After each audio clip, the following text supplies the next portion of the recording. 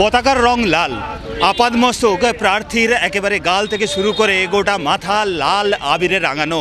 আর এভাবেই সকাল থেকে বাঁকুড়া লোকসভা কেন্দ্রের মূলত বাঁকুড়া শহরের বিভিন্ন প্রান্তে ঘুরে নিজের প্রচার সারলেন বাঁকুড়া লোকসভা কেন্দ্রের বাম প্রার্থী নীলাঞ্জন দাশগুপ্ত। নীলাঞ্জন দা, বলছি আজ তো হোলি, স্পেশাল দিন, তার মধ্যেও প্রচার। হ্যাঁ, আমরা তো প্রচারে 365 দিনই থাকি।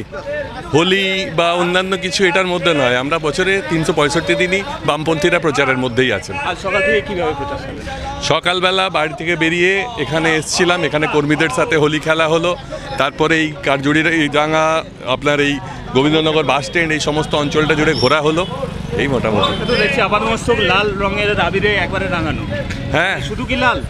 শুধুই লাল, আর অন্য কিছু নয়। কেন অন্য রং নয় কেন? রং আমরা লাল রং পছন্দ করি, আমরা লাল পতাকার মানুষ, তাই লাল রঙই খেলছি। শুধু কর্মীদের মধ্যে খেললেন নাকি যাদের মধ্যে ভোট প্রচার করলেন তাদেরও রাঙিয়ে? না, আশেপাশে যারা ছিলেন তারাও আমাদের সঙ্গে রং খেলেছেন, সকলের সাথেই রং খেললাম। শুধু নিজেদের কর্মীদের মধ্যেই লাল রঙে রাঙিয়ে নেওয়া নয়, তার পাশাপাশি পথ চলতি মানুষ যাদের কাছে তিনি ভোট প্রার্থনা করছেন তাদেরও লাল আবির দিয়ে রাঙিয়ে দিলেন বাঁকুড়া লোকসভা কেন্দ্রের বাম প্রার্থী নীলাঞ্জন দাশগুপ্ত।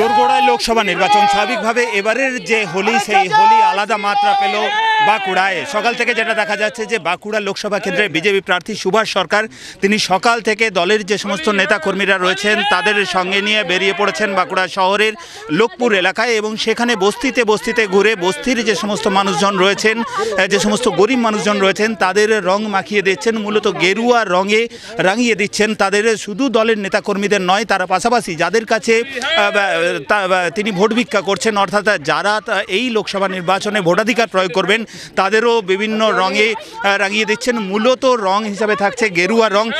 একটু কথা বলার চেষ্টা করব, বলছি যে গেরুয়া রংটাই শুধু কেন? খুব স্বাভাবিকভাবে গেরুয়া রং হচ্ছে ত্যাগের প্রতীক, আর তার মধ্যে দিয়ে এই ত্যাগের প্রতীকের কথা বা ত্যাগের কথা মনে করলেই মানুষের সৌহার্দ্য বাড়ে, চাওয়া পাওয়াটা কমে যায়। তো সেই জন্যই আমরা গেরুয়া ব্যবহার করছি এক। আর তার সঙ্গে সঙ্গে এটাও বলছি যে আজকের দিনে এই দোল পূর্ণিমার এই দিনে হোলিকা দহন হয়েছিল।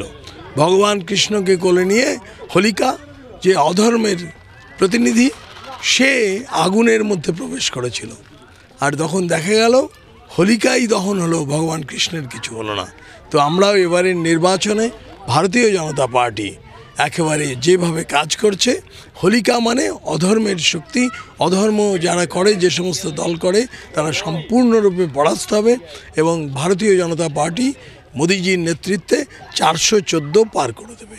মানে স্বাধীনতার পরে সর্বোচ্চ প্রতিনিধি মোদিজির নেতৃত্বে পার্লামেন্টে যাবে। অর্থাৎ শুধু রং খেলা নয়, যেহেতু সামনেই একেবারে লোকসভা নির্বাচন, সেই রঙেও কিন্তু বলা চলে যে লাগলো একেবারে রাজনৈতিক রং।